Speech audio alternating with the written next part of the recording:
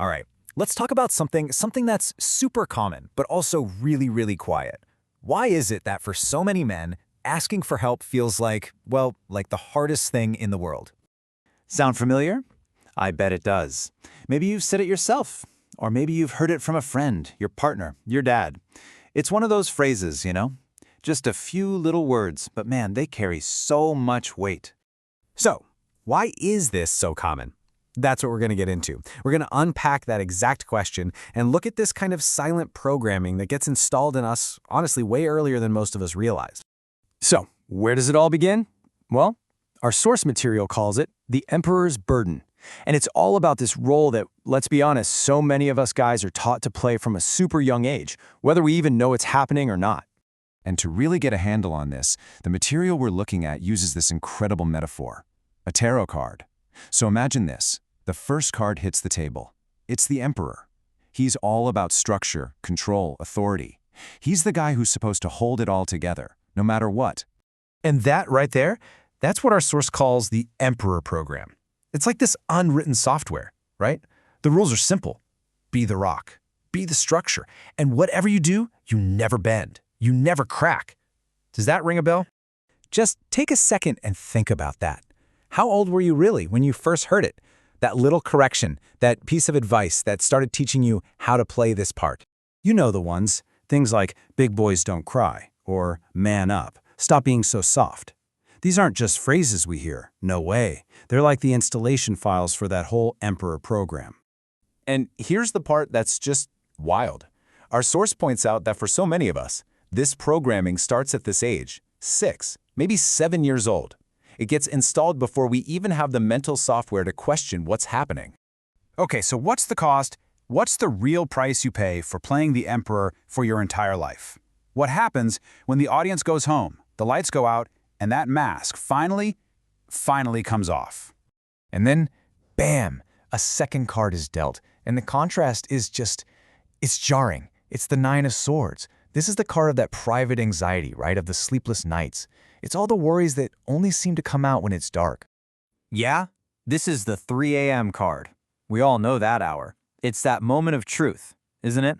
When all the stuff you pushed down, all the things you couldn't say all day, they come roaring back to sit right on your chest. Now here's a really crucial distinction that the source makes.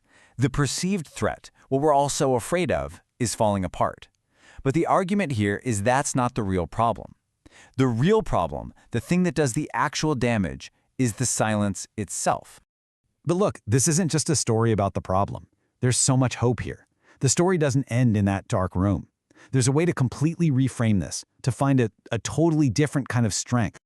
And with that, a third and final card lands on the table, the Star. I mean, just look at the difference. The Emperor was all armored up, the Nine of Swords was tormented, but the Star, it's open, it's peaceful, it's literally radiant.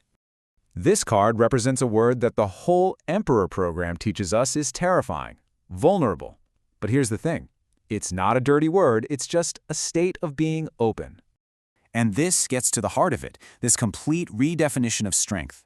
Real strength isn't about carrying everything yourself until you break. It's about having the courage to choose who you can trust to help you carry it. I love how our source puts this next part.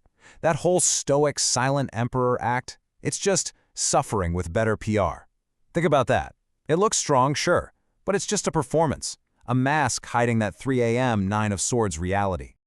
And that really gets to the core fear, doesn't it? This is the question that keeps that silence locked in place. If I admit I'm struggling, what does that make me? If I stop being the emperor, what's left? The answer is so simple. It makes you human. That's it. And you know what? For someone raised to be an emperor, choosing to just be human, well, that might be the most courageous thing you can possibly do. So, what now? It's one thing to understand the problem, but what's the solution? What's the actual path forward? How does this burden actually get lighter? Okay, it breaks down into 3 simple steps. First, you just have to recognize the weight. Acknowledge it's there. Second, choose who to trust. It doesn't have to be an army, just one person. And third, you take that leap. You say it out loud. So what happens when you do that? Look, the problems don't just magically disappear, but the source material gives us this really simple, powerful promise. The weight itself, It just gets lighter. That single act of sharing, it creates space.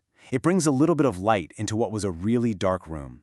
It completely shifts the dynamic from being totally isolated to being connected. And really, that's the takeaway here. This journey out from under that emperor's shadow, it's not some giant leap. It's just one small step, taken again and again. It gets lighter, one conversation at a time,